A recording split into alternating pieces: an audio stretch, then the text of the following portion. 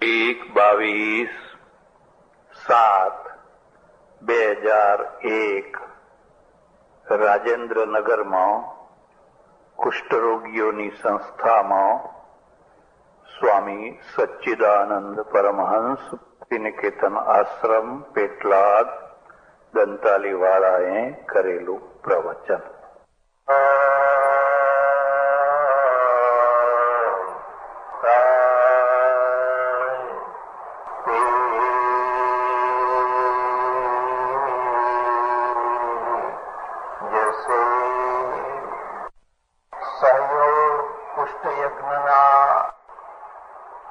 મુખ્ય કાર્યકર્તા ભાઈ શ્રી સુરેશ સોની અને એમના પરિવારના સભ્યજનો,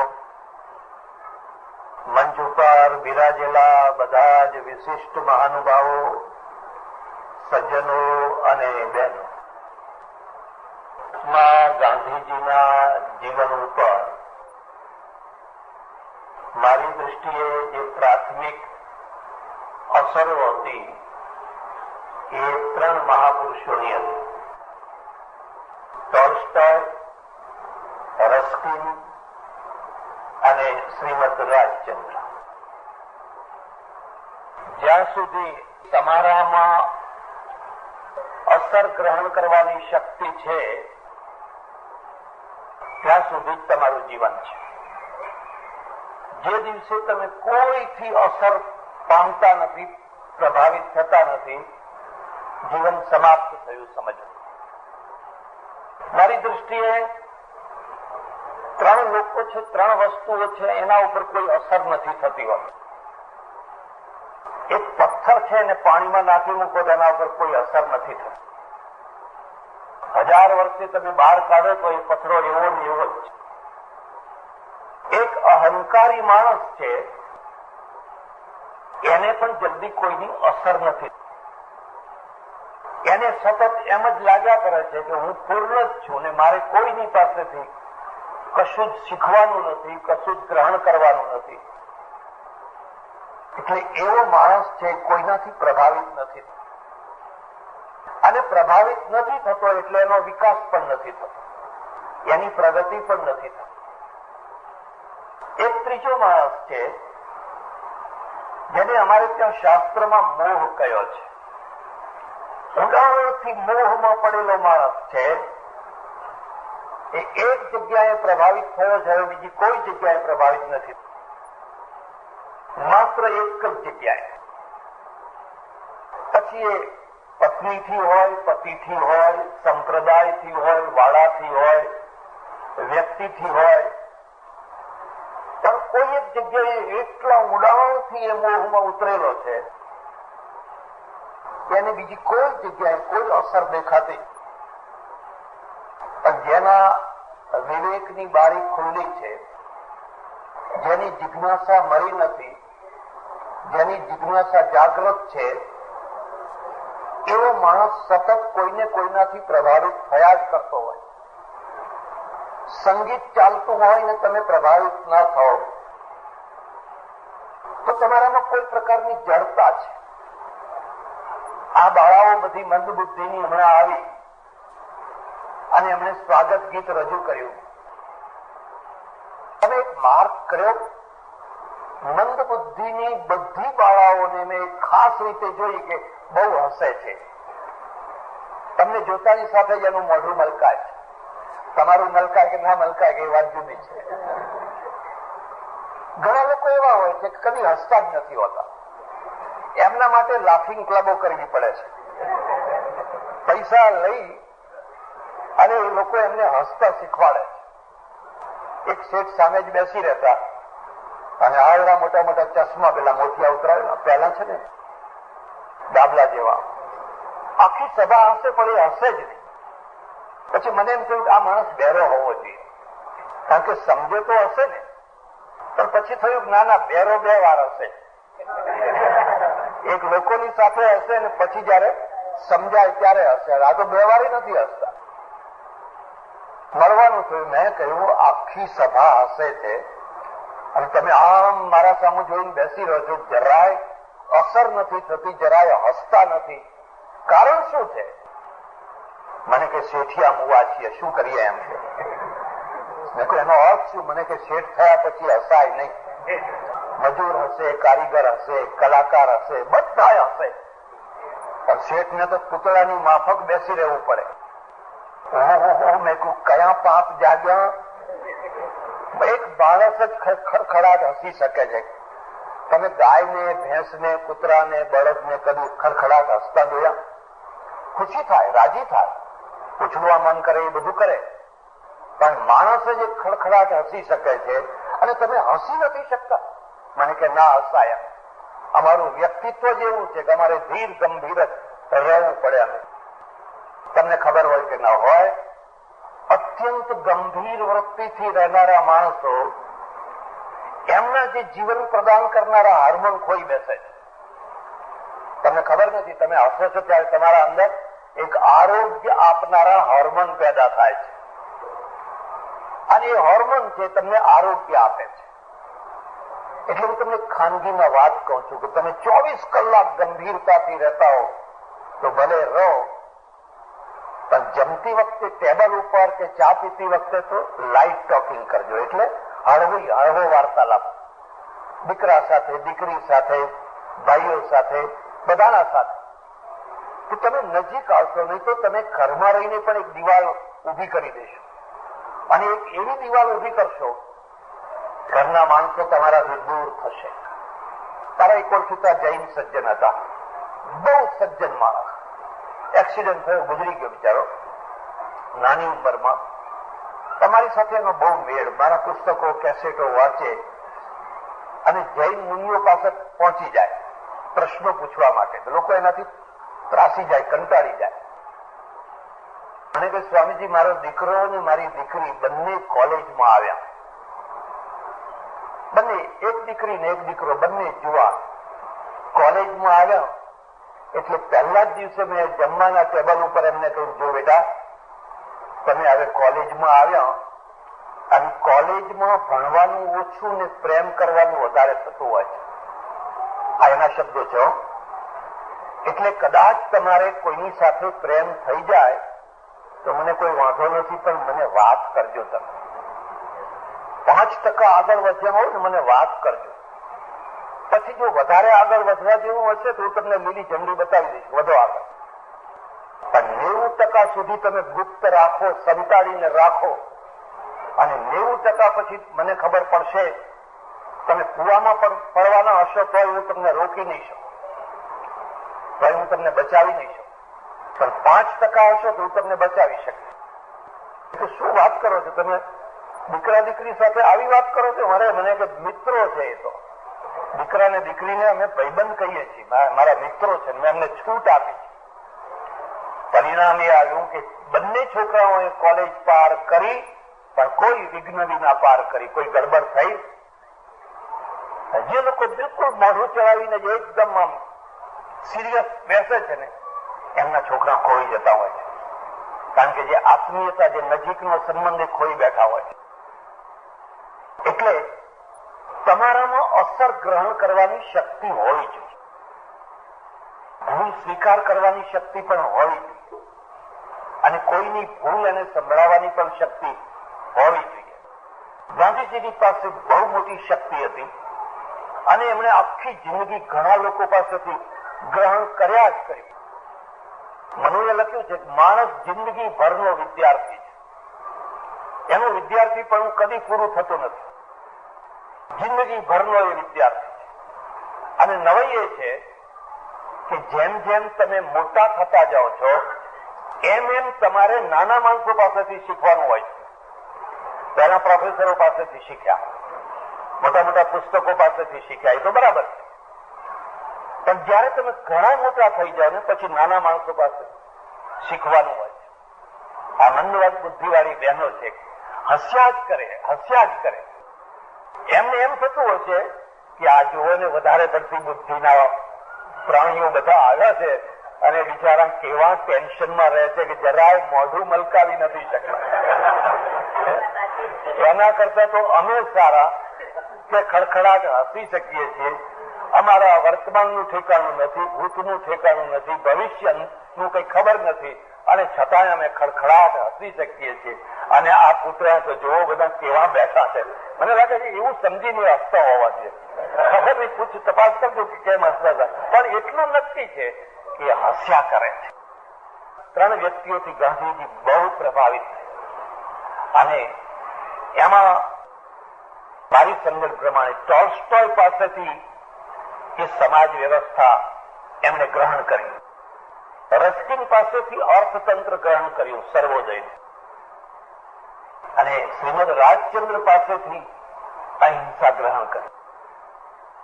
જો કે મારી દ્રષ્ટિએ આ ત્રણેય બહુ ચાલ્યા નહીં, આ ત્રણેય લાંબુ ના ચાલી શકે. તમે મારી સાથે સંમત થાવ કે ના થાવ, તમારી પાસે ગમે એટલા ઊંચામાં ઊંચા આદર્શો હોય, પરંતુ એ ધરતી ઉપરના નહીં હોય તો લાંબા નહીં ચાલે. કાશ્મીરમાં અહિંસા ચાલે છે, પંજાબમાં ચાલે છે, મણિપુરમાં ચાલે છે, ક્યાં ચાલે છે? ગુજરાતની કોલેજોમાં ચાલે છે, વિદ્યાર્થીઓ પ્રિન્સિપાલને તમાચા મારી જાય છે. ક્યાં ચાલે છે?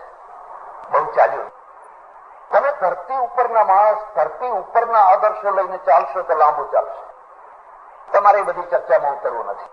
હું તો તમને એટલું જ કહેવા માંગુ છું કે જે સૌથી વધુમાં વધુ પ્રભાવિત થયેલા એ ટોલ્સ્ટોય.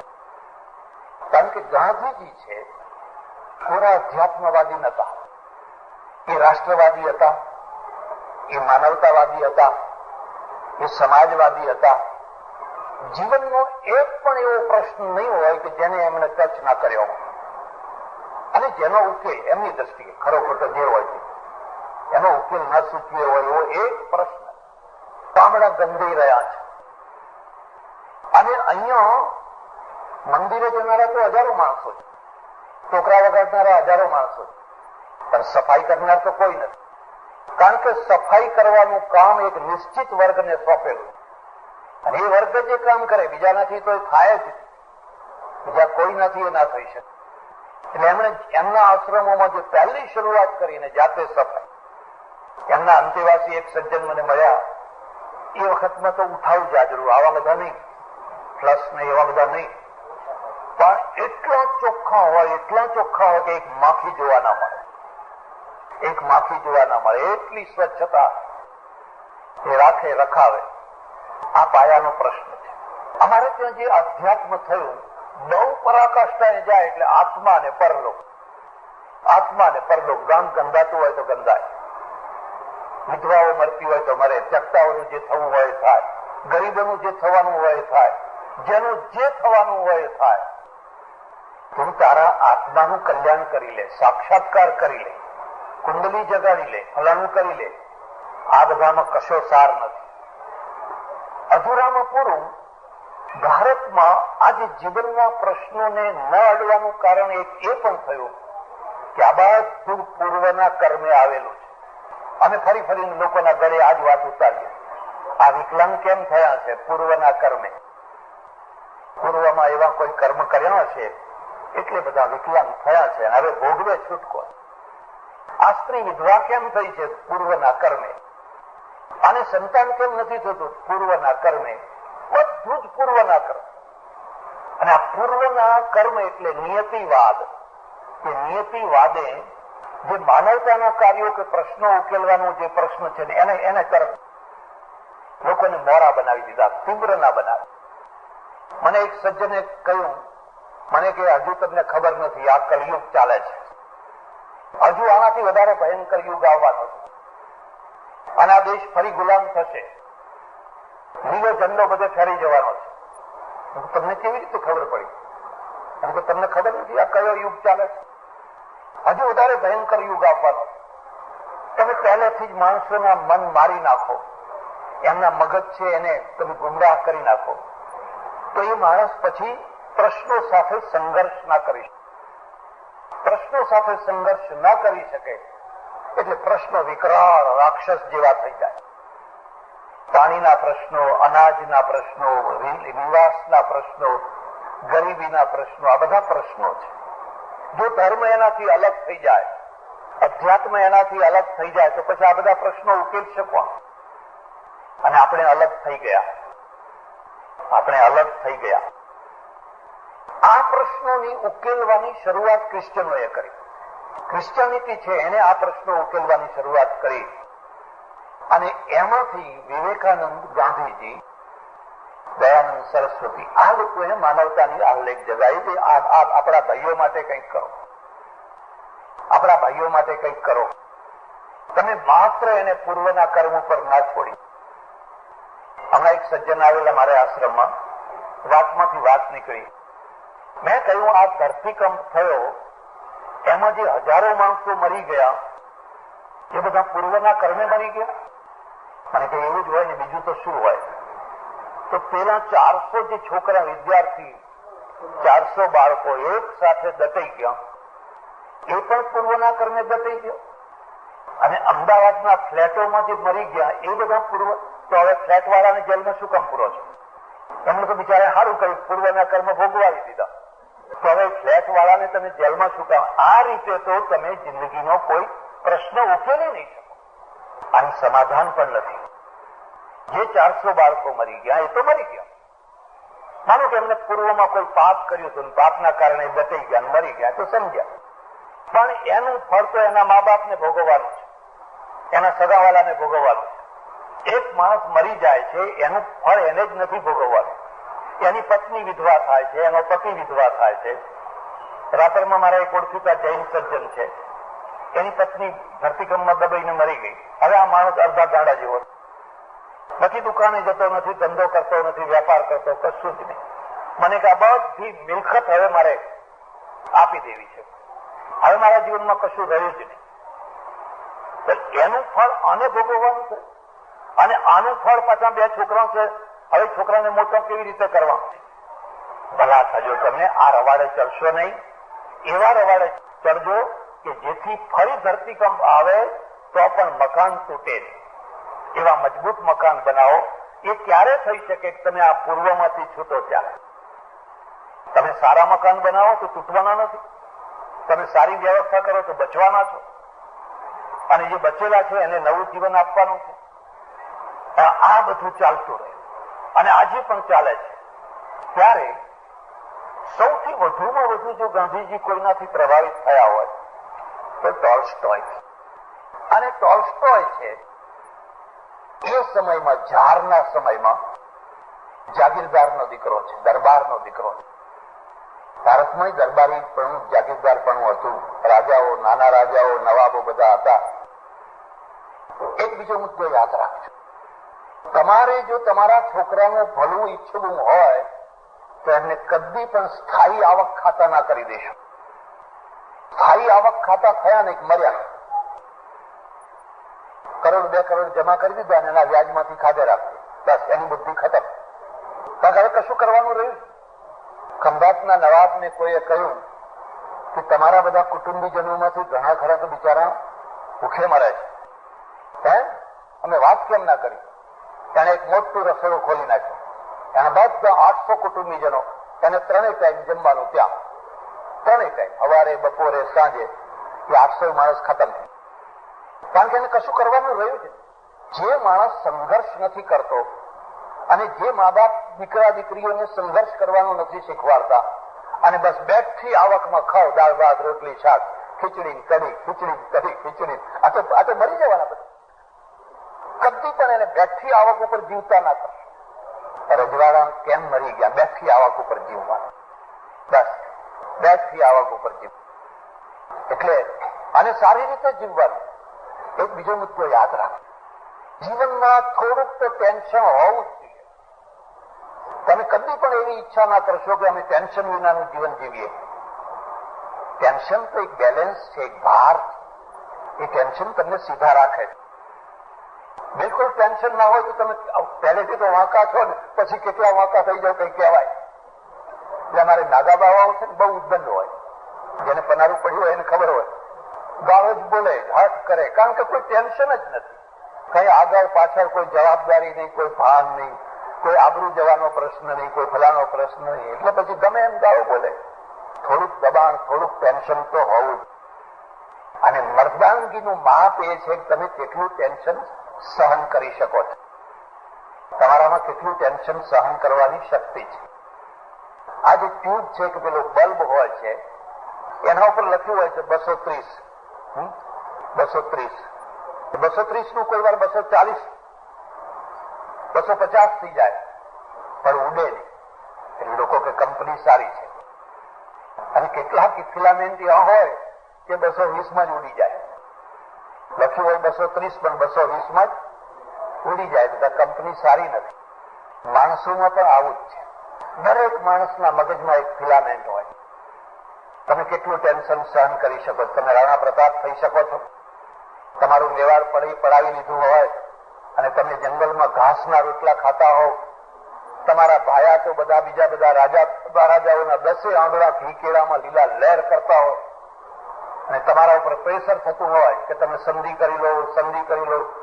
કરી લો. એવા કપરા કાળમાં પણ તમે જરા પણ નમતું ના જોખો તેમ સમજવાનું કે આનું ફિલામેન્ટ બહુ મજબૂત ફિલામેન્ટ. અને નહીં તો વાતમાં આવો ને આપણે વાતચીત કરીએ ને આવો ને તમે આગ્રામાં આવો ને દિલ્હીમાં આવો, તમને આટલું સન્માન આપીએ ને 80-85 કરોડ રૂપિયા ફૂંકી માર્યા. ફિલામેન્ટ વિનાના માણસો છે. એ જરાય એમના અંદર એટલું એમ સહન કરવાની શક્તિ નથી કે જે માણસ ફિલ્ડ ઉપર ના જીતી શકે એ ટેબલ ઉપર કદી ના જીતી શકે. તો ટેબલ ઉપર તમારે જીતવું હોય તો પહેલા ફિલ્ડ ઉપર જીતો. ફિલ્ડ ઉપર તમારો હાથ ભારે હશે તો જ તમે ટેબલ ઉપર જીતી શકવાના. એટલે એ રજવાડાનો સમય અને એ સમયમાં આ જાગીરદારના દીકરા તો ખાવું પીવું અમન ચમન આનંદ લીલા લહેર કરવાના. પણ એક વાર એના મગજની અંદર પ્રશ્ન થયો. એક બીજો મુદ્દો યાદ રાખો. અમારે ત્યાં વૈરાગ્યના 2 ભેદ કયા છે. અત્યંત દુઃખથી વૈરાગ્ય થાય, અત્યંત સુખથી વૈરાગ્ય થાય.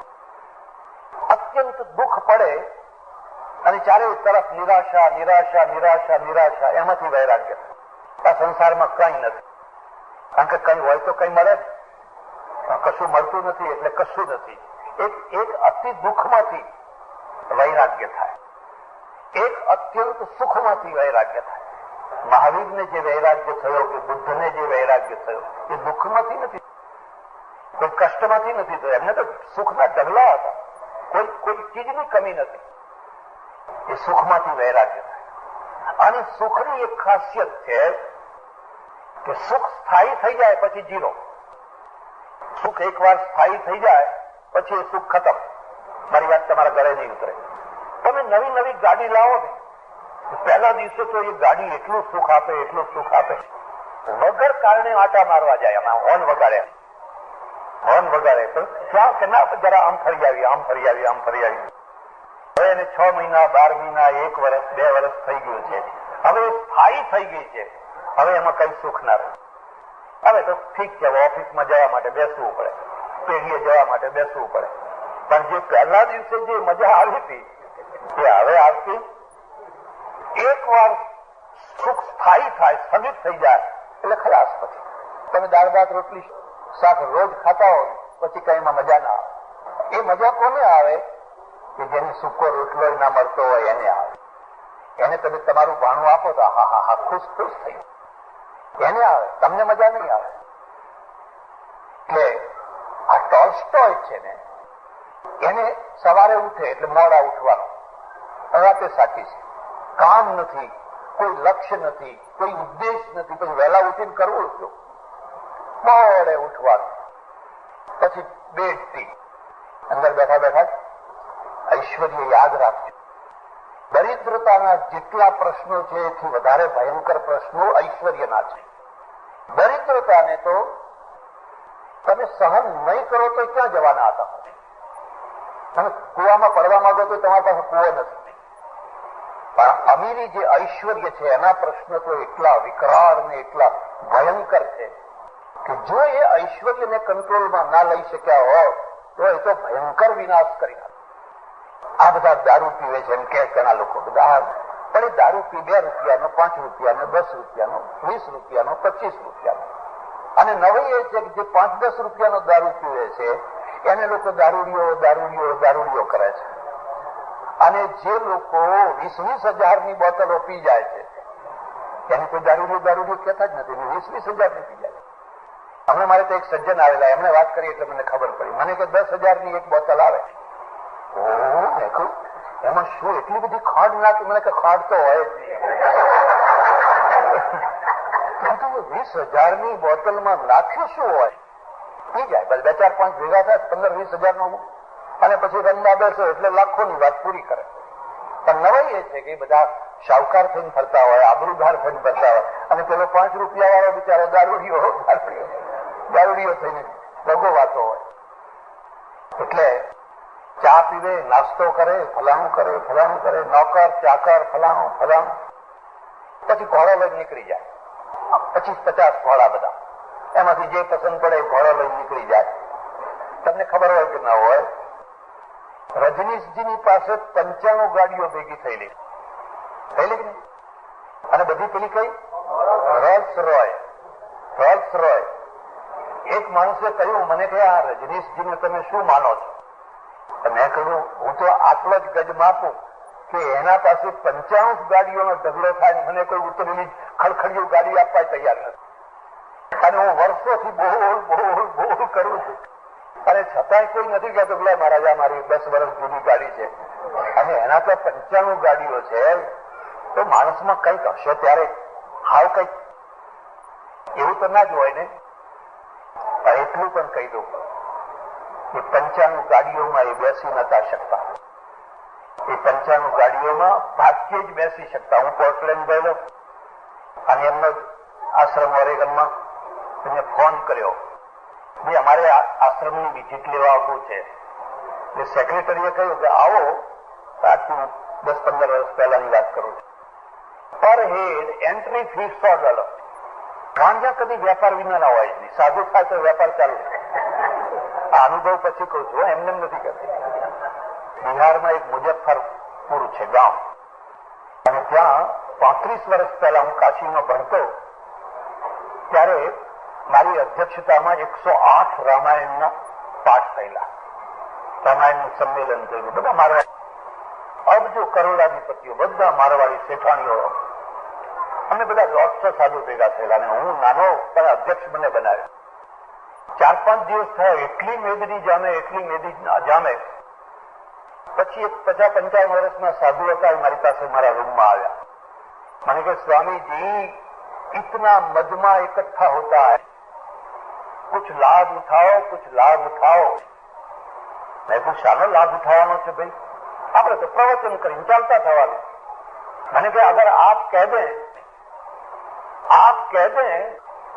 મને કે अगर आप छूट दें तो हम लाभ उठाएं. મને નહીં, તમે આજે મારવાડી ટ્રસ્ટીઓ છે બધા શેઠિયાઓ, એમને પૂછો. બધા શેઠિયાઓને ભેગા કર્યા. એમને પણ વાત ઘરે ઉતરી, વાત તો સાચી છે, આટલું બધું ટોળું આવે છે, તેનો કઈક લાભ ઉઠાવો છે. મને કે આપકા પ્રવચન પૂરા હો જાય ને, માઇક મુझे દે દેना. મેં એમને માઇક આપ્યું. એટલે એમણે સીધી જ શરૂઆત કરી. એક પ્રજા એક પ્રભાવમાં આવી હોય, એક ઇમોશનલ પ્રભાવથી પ્રજા થઈ હોય. देखो कल भगवान राम जी गद्दी पर बैठे, और राम जी जब गद्दी पर बैठेंगे तो कभी खाली हाथ नहीं जाना. जो राम जी को देगा उसको राम 1000 करके देगा. એ બધું કહ્યું ને બીજા દિવસે એમણે તો રામજીની ગાદી બનાવી દીધી ને ખોટો મૂકી દીધો, આગળ આવડી મોટી ગોળી મૂકી દીધી. અને મારવાડી છે પુરુષો ઓછું આપે, અમારે બહેનો હાથે વધારે કામ. આરતી ફેરવવી હોય તો બહેનોમાં ફેરવવાની. એ ગાંઠેથી છોડીને પણ કંઈક નાખે. પુરુષ તો આમ કરીને જાઓ આગળ. પુરુષો ક્યારે આપે કે એમને શીશામાં ઉતારતા આવડે ત્યારે આપે. જો એમને ના આવડે તો પછી બહેનો બિચારી આપે. એમને શીશામાં ઉતારવાની જરૂર નથી, એ તો પહેલેથી જ ઉતરેલા છે. એટલે દાગીના કાઢી નાખી દે અંદર. કોઈ આ નાખે, કોઈ અહીંનું નાખે. છલ્લો છલ ભરાઈ ગયો ગોળી. પેલા મારવાડી શેઠિયાઓ બધા રાજી થઈ ગયા કે આ મહારાજ કેવા પડે હોય એમ કે. ત્યારે બીજા દિવસે બીજો પ્રસંગ, બીજા દિવસે ત્રીજો પ્રસંગ, ચોથા રોજ એક પ્રસંગ ઉભો કરે. અને એટલો પૈસો ભેગો કર્યો આપી દે બધા શેઠિયાઓ, ટ્રસ્ટને આપી દે, પોતે ના રાખે. પછી મેં એમને રૂમમાં બોલાયા. મેં કહ્યું મહારાજજી આપને તો કમાલ કર દિયા, तो मेरी एक जिज्ञासा है कि आपने साधुपना ग्रहण किया, उससे पहले आप क्या करते थे? मैं तो बनिया था, बनिया दुकान करता था. હવે બધું મને ખબર પડી ગયા, હવે ખબર પડી ગયા. અને કેમ કે જોયું અત્યારે કમાવાની સ્થિતિ છે, પૈસા કમાવાની. એટલે ટોસ્ટોય છે ને એ સવારે ખાય પીવે, ફળો લઈને નીકળી જાય, પાછા બપોરે એનું લંચ લે, પાછા કઈ રમે, ડિનર લે, રાત્રે 9 વાગે સુધી નાચે કૂદે, સુઈ જાય. બે પ્રકારના માણસો છે. એક એવા માણસો છે કે જેને 24 કલાકમાં ટાઈમ જ નથી મળતો. એને મંદિર જવું છે પણ ટાઈમ નથી, એને પુસ્તક વાંચવું છે ટાઈમ નથી, એને કેસેટ સાંભળવી છે પણ ટાઈમ નથી. અને એક એવા માણસો છે કે એમને ટાઈમ કેમ પસાર કરવો એ જ મોટો પ્રશ્ન છે. આ 24 કલાક કાઢવા કેવી રીતે, ક્યાં જઈને બેસવું, શું કરવું? બે છેડાના માણસો છે. આવું ચાલતું રહ્યું. અને પત્ની ફલાણું નાચો કૂદો ખાઓ. એક દિવસ છે એના મગજમાં આ પ્રશ્ન થયો કે અમારે રોજ આનું આ જ કર્યા કરવાનું. સવારે ઉઠો, ચા પીવો, ફલાણું કરો, પછી રમો, પીધો, કૂદો. આ રોજ આનું આ જ કર્યા કરવાનું. ક્યાં સુધી કર્યા કરવાનું અને શા માટે કર્યા કરવાનું? હવે હું કાલ મરી જઉં કે 200 વર્ષ વધારે જીવું તેનો અર્થ શું? મને હું કાલ મરી ગયો તો એનો શું ફરક પડવાનો? અથવા હું 200 વર્ષ સુધી જીવ્યો તો એમાંથી શું ફરક પડવાનો? ફાટ દઈને પિસ્તોલ કાઢી મગજ ઉપર કરી મરી જવું. આ જીવનનો શોખ. સુખમાંથી વૈરાગ, દુઃખમાંથી નહીં, સુખમાંથી વૈરાગ. કારણ કે સુખની અસર જ નથી. હવે આ સુખનો શું કરવું? હવે આ કોઈ એને વૈરાગ્ય નતો ચડાવે. એક બીજો મુદ્દો યાદ રાખજો, બધા માણસો ચિંતક નથી હોતા, બધા વર્કર હોય છે. એમને ખાડો ખોદવાનું કહો, આમ કરો એ બધું કરે. ચિંતક તો કોઈ હોય છે, એ થિયરી પેદા કરતો હોય છે. પછી વિજ્ઞાનની થિયરી હોય, સમાજની થિયરી હોય, ધર્મની થિયરી હોય, કોઈ પણ ક્ષેત્રની થિયરી હોય, એ એમાંથી એક થિયરી પેદા કરતો હોય. અને એ થિયરી ઉપર હજારો લાખો માણસો ચાલતા હોય. આ ચિંતક છે. બસ હવે જીવવાનો અર્થ શું? આમ કરીને ઘોડો. એક બીજો મુદ્દો પર યાદ રાખજો. પશ્ચિમની પ્રજા અને ભારતની પ્રજામાં એક મુદ્દાનો ભેદ છે.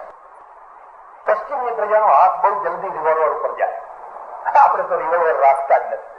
ઘરમાં સારી ચક્કુય ઘરમાં ના હોય. હડકાયું કૂતરું આવ્યું હોય તો એને કાઢવા માટે એક સારું લાકડું દંડો ના હોય. આપણે હથિયાર વિનાની પ્રજા છીએ. અને હથિયાર વિનાની પ્રજા છે એનો ઇતિહાસ ના હોય. ત્યારે તાંજાનિયા જવાનું થયું અને તાંજાનિયામાં સરંગેટી છે, ગોરોંગોરો ક્રેટર છે, લાખો પ્રાણીઓ છે, જોવા જવાનું. અને ફર્યા અને પૂછ્યું મને કે 30 લાખ હરણા રહે છે અહીંયા. 30 લાખ હરણા રોજ ડિસ્ટ્રિક્ટ એક ખાસ પ્રકારના હરણા આવે છે. 30 લાખ રહે છે. મેં કોઈ સિંહો કેટલા રહે છે કે 700 સિંહો છે અને 30 લાખ હરણા છે. મેં કોઈ આ જંગલમાં રાજ કોનું ચાલે છે? મને કે પેલા 700 નું રાજ ચાલે છે. આ 30 લાખ જે હરણા છે એમાંથી કદી કોઈ ઘરડું થતું જ નથી. કારણ કે 700 નો ખોરાક છે, એ ચરે છે, ખાય છે, કૂદે છે, અલ મસ્ત છે, દોડ કરે છે. પણ અંતે કોઈનો ખોરાક છે. એ ખોરાક થવા માટે જ જન્મ્યા છે. કારણ કે એની પાસે નખ નથી, એની પાસે દાંત નથી. એક સિંહ દોડે ને એટલે 10,000 હરણા તબડક ભાગી જાય. એકને પકડે અને ત્યાં જ બેઠા એને ખાય એટલે બાકીના બધા ઊંચા થઈ એને જોયા કરે. હવે ભેગા થઈને એક લાખ મારે તો સિંહ મરી જાય. પણ એ નથી થવા. ભારતને હરણાનો દેશ બનાવ્યો, સિંહોનો દેશ નહીં. એટલે ગુલામ થયો, સતત ગુલામ થયો. આજે પણ એક દશા તમે જુઓ, આજે પણ એક દશા. 2 નખવાળા માણસો આવે અને આખી બસમાં બીજા હાયત હરણા બેઠા હોય, એ હાયત ઉપર દાદાગીરી કરે કે ના કરે? મહોલ્લાના મહોલ્લા ખાલી થઈ જાય, ગામના ગામ ખાલી થઈ જાય. એક ઘર લીધું ને બધો મહોલ્લો ખાલી. હવે હરણા બનાવ્યા. ધર્મનું કામ હરણા બનાવવાનું નથી, સિંહ બનાવવાનું. અને સિંહ બનાવવાનું કામ માત્ર એક જ પુરુષે કર્યું, ગુરુ ગોવિંદ સિંહ. ગુરુ ગોવિંદસિંહ એને બધા હતા, બધા વાણિયા જ હતા. બધા શીખો તમે જુઓ, મોદી, બાટિયા, રોડે, ખત્રી, આલુવાલિયા બધા વાણિયા જ હતા. બધાને સિંહ બનાવ્યા અને મોગલ સલ્તનતને હચમચાવી નાખી. શિવાજીને આ શીખોને બાદ કરો તો તમારી પાસે રહ્યું શું? કેટલી વાર તમારા મંદિરો તૂટ્યા, તમારા સોનાના કળશો લૂંટાયા, તમારી પ્રતિમાઓ તૂટી, કેટલી વાર આ થયું અને પુનરાવર્તન થયા જ કરે. કઈ બોધપાઠ લેવાનો જ. એટલે પશ્ચિમની પ્રજા છે ને એ શસ્ત્રધારી પ્રજા છે. હમણાં અમેરિકામાં કાયદો લાવવા માંગતા હતા, લાયસન્સ લેવું પડે, બાકી પ્રજા ફ્રન્ટ થઈ ગઈ. નહીં, અમે લાયસન્સ નહીં દઈએ, અમારો જન્મસિદ્ધ અધિકાર છે કે અમારે હથિયાર રાખવું છે. ગુરુ ગોવિંદસિંહે એમની પાસે મળવા આવનારા જે ખાલસા સિંહ હતા એને કહ્યું, કતાર રાખો. માળા બહુ ફેરવી, અટલ માળા, ગટલ માળા, અટલ માળા, ગટલ માળા, બધા ઘણા ફેરવ્યા કરે. એક કાકરો પડે એટલે કાગડા જેમ ઉડી જાય, બધા ઉડી જાય. પાછી ભગવાનનો ફોટો લેવાય, ઉભા ના રહે. સત્તા બેસાડી હોય તો ભગવાનનો ફોટો મૂકીને ભાગી જાય બધા. તમે કતાર રાખો. આખી પ્રજાનું આખું માઇન્ડ બદલી નાખ્યું. એક બહાદુર પ્રજા ઉભી કરી. એટલે એને ફટ દઈને પિસ્તોલ કાઢી અને મગજ ઉપર ભરી અને ખોરો ખેંચવાની તૈયારી પર મરી જવું. આનો અર્થ શું છે? આ જીવનનો શોખ. એક બીજો મુદ્દો યાદ રાખજો, આપણે બહુ જલ્દી ગજવામાં હાથ નથી નાખતા. પેલા લોકો પિસ્તોલમાં હાથ નાખે અને કઈ આપવું હોય તો એ આપે. આ કચ્છના ધરતીકંપમાં ઢગલા કરી દીધા, પ્લેનોના પ્લેનો ભરી ભરીને એટલી બધી વસ્તુઓ આવી. હજુ સરકારના ગોડાઉનમાં બધું પડેલી દબાઈ છે, કેટલીક બીજા ગોડાઉનમાં ચાલી ગઈ હશે, બીજો ચાલી ગયો. અને એમાં લઈ જનારનો એટલો બધો દોષ નહીં, મારી દ્રષ્ટિએ થોડો મોકલનારનો દોષ કહેવાય. મારે ગેરઅર્થ ના કરશો. હવે તમે બનારસી સાડી મોકલો, એ ત્યાંનો માણસ નથી પહેરવાનો. એને એના યોગ્ય કપડા આપો, જે ત્યાંની વસ્તી પહેરતી હોય એ આપો, જે એને પચી શકે એ આપો. તમે એકદમ બધું ફોરેનનું ઊંચામાં ઊંચું બધું મોકલો. ઘણા તો હું હતો 15-16 દિવસ, તો ઘણા પેલા લેમ્પ ને એવા આવ્યા હોય કે એને ખોલતા ના આવડે, સળગાવતા ના આવડે, પેલા એ મોકલી દીધા ભાઈ આ તમે તંબુમાં કરજો. પણ એને તો સળગાવતા ના આવડે, એને તો ડબલી જ જોઈએ, પેલી કેરોસીનની જોઈએ. એટલી બધી મદદ એમણે મોકલી, એટલી બધું ઢગલા બંધ મદદ. એ દાન દેવામાં બહુ ઉદાર છે, પણ પિસ્તોલમાં ઉદાર છે. આપણી પાસે પિસ્તોલ તો છે જ નહીં, અને આપણે દાન આપીએ છીએ પણ કોઈ ગજવામાં હાથ નખાવે તો આપીએ છીએ. અર્થ તમે સમજો? પેલું જે પેસ્ટ હોય ને મંજનનું, એને પાછળથી દબાવો તો આગળ નીકળે, એમને એમ ના નીકળે. મારે તો એક સજ્જન આવ્યા, મને કહે સ્વામીજી કઈ પૈસાની જરૂર હોય તો કહેજો. એમ તમે બહુ પૈસા આપો? મને કહે હું નથી આપતો, પણ હું અપાવું છું. તમે અપાવો છો કેવી રીતે? મને કહે હું ઇન્કમ ટેક્સ નો ઓફિસર છું, અને બધા ચોપડા મારી પાસે આવે ને એટલે હું કહી દઉં કે 2 લાખ આપી દેજો, 5 લાખ આપી દેજો, તો લોકો આપી દે. કેમ આપી દેતા હશે? એમનું કામ થાય એટલા માટે. 5 લાખ કોઈ આપે તો એને 25 નો ફાયદો થતો હશે ત્યારે 5 લાખ આપે, એમને આપતો હશે. મેં કહ્યું તમે એવું સમજો કે હું 5 લાખ લઈને મારા દેશને 20 લાખ નો ફટકો નખાવું, એમાં તમને હાથો બનાવવું એટલો ગદ્દાર તમે માનો છો? મને તમે એટલો ગદ્દાર માનો છો? ફરી કોઈ દિવસ આવી વાત મારા આગળ તો કરી પણ બીજા કોઈના આગળ કરતા નથી. તમે 25 લાખ જતા કરીને 2 લાખ નો ધર્માદા કરાવો, અને પેલો સમજે કે મેં ધર્માદો કરેલું, તમે સમજ્યા કે મેં ધર્માદો કરેલું, હું એવું સમજુ આજની ઘડી રડિયામણી, ભગવાન તમારું ભલું કરે. રામાય સ્વસ્તિ ને રાવણાય સ્વસ્તિ. રામને આશીર્વાદ આપવાનો ને રાવણ મળે તો રાવણને આશીર્વાદ આપવાનો. હરિપદળ આવી વાત ના કરશો, કારણ કે એમને એમ તો કોઈ આપે નહીં, ના આપે તો કઈ. સંન્યાસી લેવા માટે નથી જન્મ્યો, આપવા માટે જન્મ્યો. અને અમે પાયાની ભૂલ ક્યાં કરી કે અમે લેવા માટે જ જાણે માગો ઉઘરાણા જ ઉઘરાણ. અમેરિકામાં તો ભગવાન વસ્ત્ર વાળા કોઈ સાધુને જુએ એટલે છોકરા છે ને દરવાજો બંધ કરી દે, મમ્મી ઉઘરાણું આવ્યું. અમારું નામ જ ઉઘરાણું પાડી દીધું. અને ઠીક છે, હવે તમે સારા કામ માટે 2 પૈસા માંગો તો સમજી શકાય, તો કરવું છે શું? કે મંદિર બાંધવા છે. શા માટે બાંધવા છે? સંસ્કૃતિનું રક્ષણ થાય. હવે અમને કોણ સમજાવે કે દક્ષિણ ભારતમાં જેને મંદિરો જોડાવો કાગડા ઉડે છે, કરોડોના નહીં, અબજોના એવા મંદિરો છે, એમાં કાગડા ઉડે છે. કોઈ જતા જ નથી કોઈ. કારણ કે મંદિરે કદી લોકોના જીવનમાં રસ ના લીધો. મંદિરની પાસે લાખોની આવક છે, પણ એને કદી આજુબાજુ રહેનારાના જીવનમાં કદી રસ ના લીધો કે તું ભૂખ્યો છે, કે તું બીમાર છે, કે તને શું દુઃખ છે, કે તને શું દુઃખ નથી, એવો રસ જ ના લીધો. બસ ભગવાનને આજ સોનાનો મુગટ ધરવાનો છે, ભગવાનને આજ ફલાણું ધરવાનું છે, ભગવાનને આજ 56 ભોગ ધરવાનો છે. જે કઈ હોય બધું ભગવાનને જ ભગવાન. તે દિન આંસુ ભીના રે હરિના લોચનિયા મેં બીઠા, એક દિન આંસુ ભીના રે હરિના લોચનિયા મેં. પેલા જે આખું લખ્યું એમને નથી લખ્યું. આખે બધા હવે કાગડા ઉડતા થઈ ગયા છે. સંસ્કૃતિનું રક્ષણ તો માનવતાથી થશે.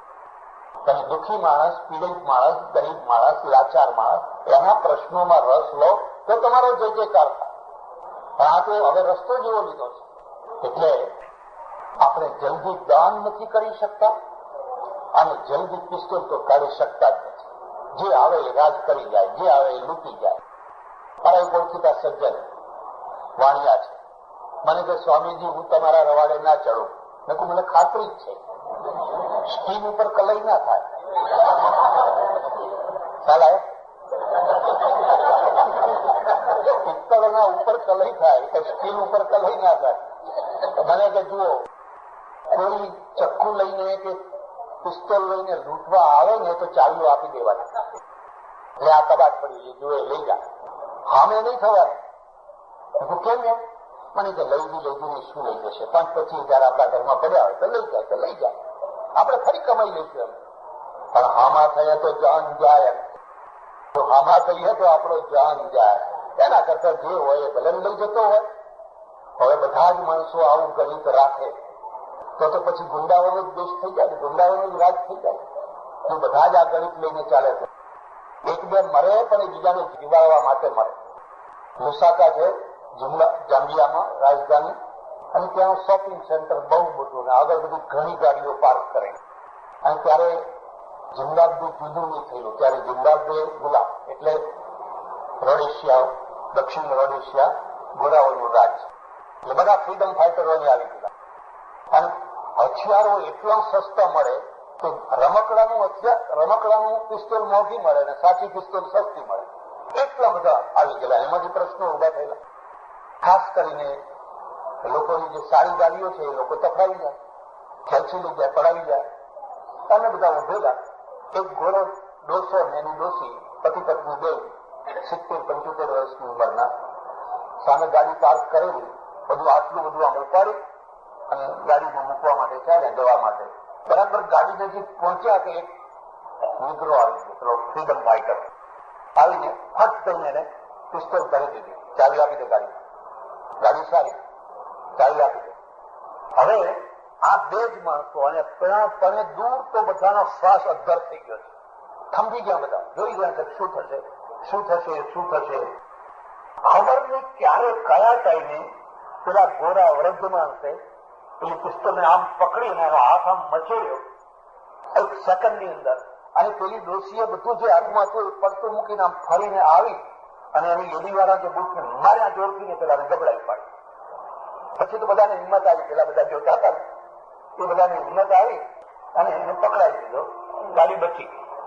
તો હવે ચાવી આપી દેવાનો કરી લઈને ચાલ્યા હોય તો તમે કશું ના કરી શકો. તમને જીવવાનો રાઈટ જ નથી, તમને જીવવાનો હક જ નથી. એટલે હું તો ખાસ કહું છું, તમે બધા જે આવેલા હો, બધા તમારા ઘરમાં માળા હોય કે ન હોય, એક સારો દંડો તો જરૂર રાખે. ઓછામાં ઓછું એક હડકાયું કૂતરું આવે તો તમે સામે તો ઉભા રહી શકો. આખી જિંદગી તમે ભાગમ ભાગ કરી દો. અહીંથી અહીં ભાગ્યા, અહીંથી અહીં ભાગ્યા, અહીંથી અહીં ભાગ્યા. હવે ક્યાં સુધી ભાગશો? સામનો કરો અને હિંમતથી સામનો કરો. ઇતિહાસ તમારો ભાગનારનો ઇતિહાસ ના.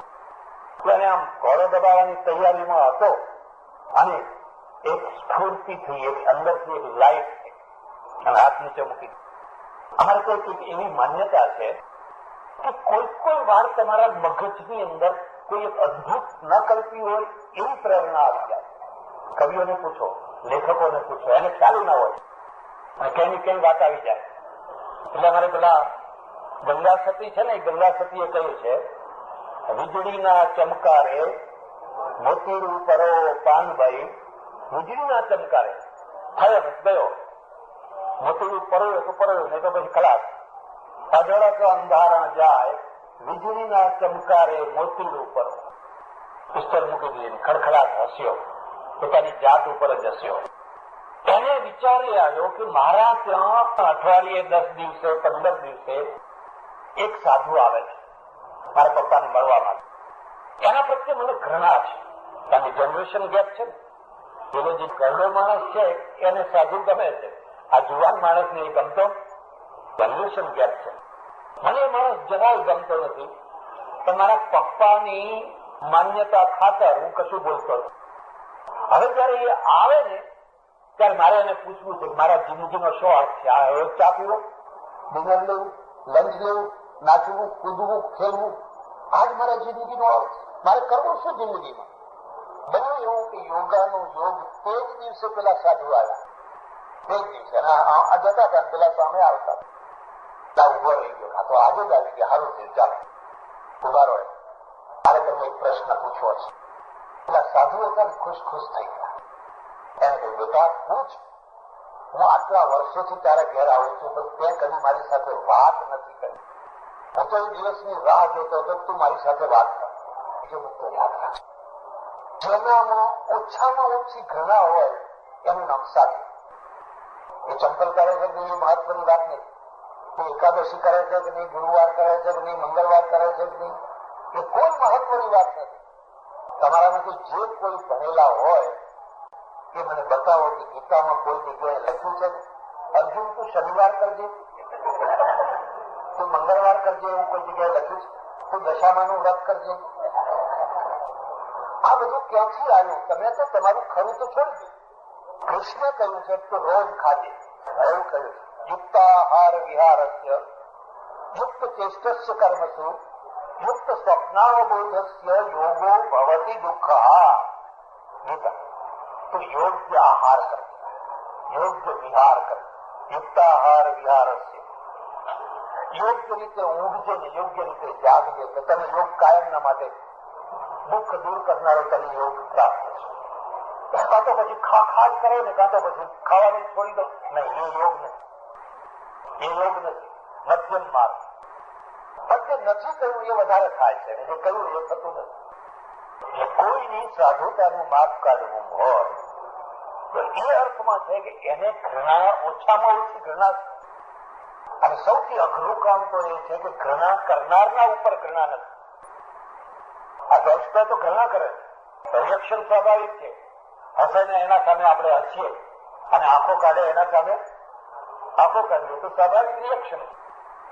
સાધુતાનો અર્થ છે એ ઘૃણા કરે છે પણ મારે એના ઉપર ઘૃણા કરવી. એ બાળક જીસસને જયારે ફાંસીએ ચડાવ્યા ત્યારે 4-5 હતા ભેગા, એક નતા. એ જમાનો એવો હતો, ક્રૂરતાનો જમાનો હતો. લોકોને નાની નાની બાબતોમાં ખીલા મારી દેવાતા, ઊંચે ચડી દેવામાં આવતા. એમાં પેલો બાજુવાળો છે ને એ એને કહે છે કે હું તો માણસ છું અને મેં કઈ પાપ કર્યું તો મને આ ફાંસીએ ચડ્યો, અને 5 દિવસ રૂબાઈ હું મરીશ. પણ તું તો ભગવાનનો દીકરો છે ને, તો તારામાં તો તાકાત હોવી જોઈએ. તું તો તારી જાતને બચાવને, તું તારી જાતને કેમ નથી બચાવતો? જીસસે બહુ સરસ જવાબ આપ્યો. એને કહ્યું હું ભગવાનનો દીકરો એટલા માટે છું કે મારી સાથે આવો ક્રૂર વ્યવહાર કરનારને પણ હું માફ કરું છું, તેને ક્ષમા કરું. ભગવાન તો અમને માફ કરી દે. જે કા જાણતા નથી, આ સમજતા નથી કે શું કરી રહ્યા છે, એટલા અર્થમાં છે. એમ જે ઘૃણા કરે છે, ઘૃણા કરનારના સાથે પણ જે પ્રેમ કરે. બાકી તમે દક્ષિણા મૂકો અને મારું મોઢું મલક મલક મલક થવા લાગે. આજે તો અમારા મંદિરો અને આશ્રમો એવા થયા છે કે મોટા દરવાજા ઉપર એક કોડલેસ માણસ બેઠાડ્યો હોય છે. એ જવાબ આપે છે, એક મર્સિડીઝ આવે છે, એક એમ્બેસેડર આવે છે, એક ફિયાટ આવે છે,